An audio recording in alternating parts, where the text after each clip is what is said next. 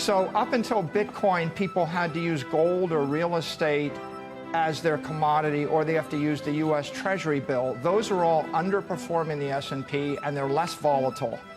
Bitcoin is the first thing you can use in your treasury that's more volatile, that outperforms the S&P. Microstrategy adding to its Bitcoin hoard, purchasing 15,400 Bitcoin at about $95,000, $96,000 per Bitcoin for a total cost of $1.5 billion. The company's executive chairman tweeted, "We hodl more than 400,000 Bitcoin." Joining us now, Michael Saylor, Microstrategy executive chairman. Your average, Michael, it's good to have you in studio again. Your average for those 400,000 is 58,000 per Bitcoin, so it's been moving higher as you keep buying at higher prices. We bought it about 42 times since August of 2020 to today. From August of and at this point, the strategy is to issue stock or convertible debt of MicroStrategy and use that to buy Bitcoin. We're a Bitcoin treasury company, so we're securitizing Bitcoin. We're providing high-performance equity. We're also providing convertible bonds. We've provided other kinds of bonds in the past, but primarily our job is to bridge the traditional capital markets that want bonds, or they want fixed income, or they want equity, or they want options. And we plug that into the crypto economy, and we use Bitcoin as the vehicle to do that. What percentage of the public do you think understands Bitcoin at this point? Believe it or not, still people saying that because you can't touch it, that it can't be real and it can't represent money. So can we go into how you're arbitraging it to make a return? Yeah, here's what you need to know. Okay. The S&P is about 15 ARR for the past 4 years, and the volatility of the S&P is 15. Okay.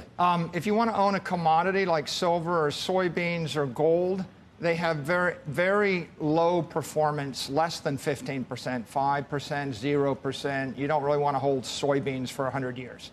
And sometimes they have volatility, but it doesn't last that long.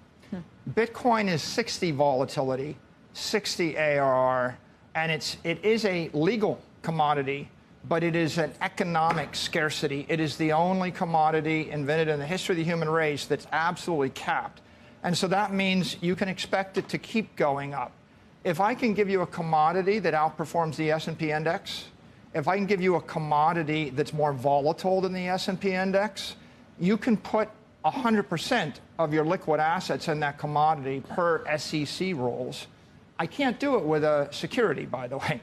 So up until Bitcoin, people had to use gold or real estate as their commodity, or they have to use the U.S. Treasury bill. Those are all underperforming the S&P, and they're less volatile. Bitcoin is the first thing you can use in your treasury that's more volatile, that outperforms the S&P. The result is, if I give you a security, Joe, that outperforms the S&P, how much of it do you want to buy? And if you're an ARB or an options trader, and I give you an option that is 4x the volatility of the S&P, or with MicroStrategy, we're 10x the volatility of the S&P, how much of it do you want to trade? So Bitcoin's unique in the history of the capital markets. It's the first scarcity commodity, outperforming the S&P, more volatile than the S&P, that you can put on your balance sheet. Volatility at sometimes is not always a good thing. I mean, it's great when something's going higher. But don't think that there'll be a drop or a significant drop that comes along? Have we moved past that because of the regulatory changes that have taken place? I think it'll remain volatile because it's a 24/7, 365 global asset. You can panic sell it on Saturday night. You can enthusiastically buy it on Sunday morning. That's a feature. Mm-hmm. That's not a bug. Yeah, you've lived through some of the swings, but do you think we won't see the downturns like we've seen in the past just because of the changes we've seen? I think it's going to surge through the roof, and then it's going to surge to 180 and crash to 140, and people will be freaking out about it again. But let me make this one analogy. Volatility is like fire, and some people run away from the fire, but Henry Ford put the fire into a carriage via an engine, created an entire industry, and he gave humanity wings. So what did you do last week with the Treasury operations? You were able to generate a Bitcoin yield of 2.55%, or over almost 10,000 Bitcoin to shareholders using an arbitrage.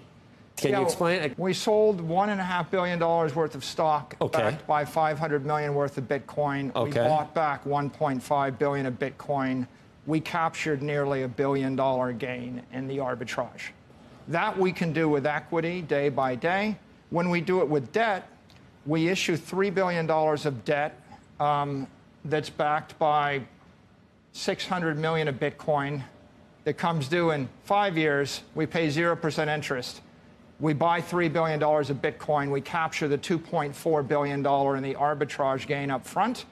But then over the course of the 5 years, we double or we quadruple the investment because we're buying an asset which is appreciating faster than the S&P.